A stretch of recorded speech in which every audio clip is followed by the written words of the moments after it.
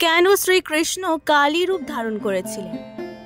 দাপর যুগে শ্রীমতী রাধারানী যখন শ্রীকৃষ্ণের প্রেমলীলায় মত্ত ছিল, তখন নন্দকুলের সকল গোপীগণ হঠাৎ করে শ্রীকৃষ্ণের বাঁশির ধ্বনি শুনতে পেয়ে হতচকিত হয়ে উঠেছিল।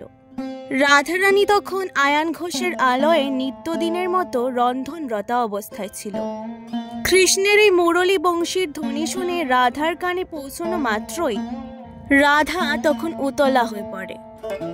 অতঃপর রাধা রন্ধনশালা ত্যাগ করে তার সমাগত সহচরী সখীবৃন্দের সাথে দৌড়ে সেই স্থানে কানন অভিমুখে ছুটে গেল। এদিকে আয়ানের বোন কুটিলা রাধার পালিয়ে যাওয়া দেখতে পেয়েও না দেখার ভান করে থাকে। এরপর আয়ান বাড়ি ফিরলে মা জটিলা বোন কুটিলা আয়ানকে রাধার উপরে রাগিয়ে তোলার চেষ্টা করলো। কুটিলা বলে, দাদা, তোমার রাত বেড়ানো কুলটা স্ত্রীকে নিয়ে আমরা আর কোনোদিন সুখে শান্তিতে ঘর সংসার করতে পারবো না। তখন আয়ান ঘোষ বলল, রাত বেড়ানো সে আবার কি রে কুটিলা? তোর কথার কোনো কিছুই তো আমি বুঝতে পারলাম না। রাধে আমায় বলেছে আজ সে আমার মঙ্গলের জন্য শ্যামা মায়ের শ্রীর চরণে পুজো করবে। তখন কুটিলা বলল, দাদা, তোমার রাধে আজ আসলে শ্যামা মায়ের পুজো করবে নাকি শ্যামের পুজো করবে তা আমরা কিছু জানি?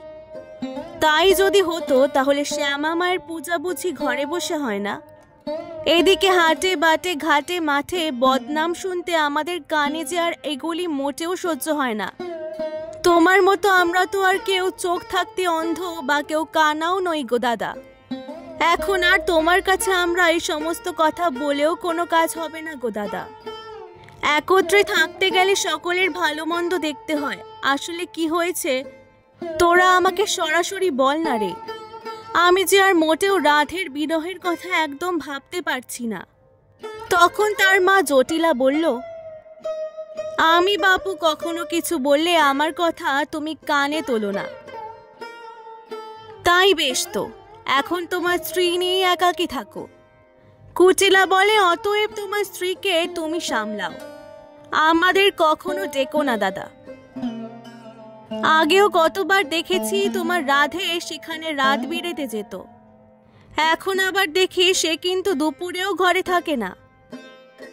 তখন আয়ান বলল, কুটিলা, তুই কি আজ আসলেই তাকে হাতে নাতে ধরিয়ে দিতে পারবি বল? তাই যদি পারিস বোন, তাহলে এখনই তুই সেখানে চল আমার সাথে। আমি সেখানে যদি রাধাকে দেখতে পাই তবেই এখন আমার চক্ষু কর্ণের বিবাদ মিটবে। তখন আয়ান ঘোষ প্রকাণ্ড একটি যষ্টি হাতে নিয়ে কুটিলাকে বলল, আয় আমার সাথে, দেখি সে প্রতিদিন কোথায় যায়। আমি আজ আমার নিজের চোখেই দেখব তাকে। যদি শ্যামা পূজা সত্যি সত্যি মিছে হয় তাহলে কিন্তু আজ তাকে আমি লাঠির এক ঘাতেই মেরে একেবারে জমপুরিতে পাঠিয়ে দেব। রাগান্বিত আয়ান লাঠি হাতে বড় বড় পা ফেলে রাধার উদ্দেশ্যে তেড়ে যাত্রা করে। তার পাছে পাছে যায় জটিলা ও কুটিলা। তখন কালিন্দী কুলে কুঞ্জে কুঞ্জে একত্রিত হয়ে সকল সহচরী বৃন্দ মনের আনন্দে ফুল তুলছিল, আর রায় কিশোরী তার কানাইকে তার মনের মতো করে সাজাচ্ছিল। তখনই হঠাৎ করে জটিলা ও কুটিলাকে সাথে নিয়ে আয়ান ঘোষ সেই কুঞ্জে কুঞ্জে কন্দরে কন্দরে কানন নিকরে কেবলমাত্র শ্রীমতী রাধারানীকে অন্বেষণ করতে করতে একেবারে সেই বিলাস কুঞ্জের সমীপে এসে উপস্থিত হলো। দূর হতে আয়ান ঘোষের প্রমত্ত পদশব্দ রোষ গর্জন শুনতে পেয়ে সকল গোপীগণ হতচকিত হয়ে শ্রী রাধারানীকে বলল, একেবারে মহাসর্বনাশ সমুপস্থিত হয়েছে দুলালী।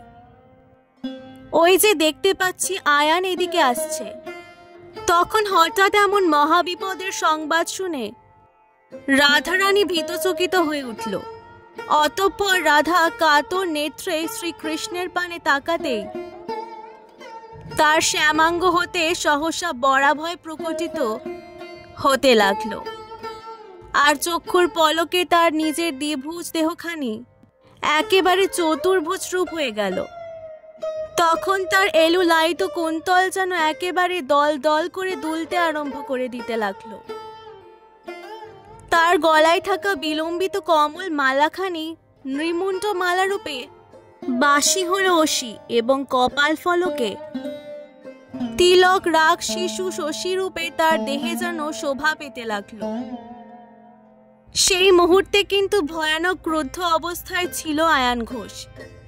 অবশেষে সে কুঞ্জ দ্বারে এসে দেখতে পেল, এ কি, এ যে আমার সেই সমগ্র মানব জীবনের সাধনার ধন, যাকে আমি আমার সারাটা জীবন এই দুই নয়নে একবার দেখার জন্য হন্য হয়ে খুঁজেছি। এই আমার পরম সেই আরাধ্য কাঙ্ক্ষিত ইষ্টমূর্তি। তখন একেবারে গদগদ স্বরে আয়ান ঘোষ তার স্ত্রীকে ডাকতে লাগলো, রাধে রাধে বলে।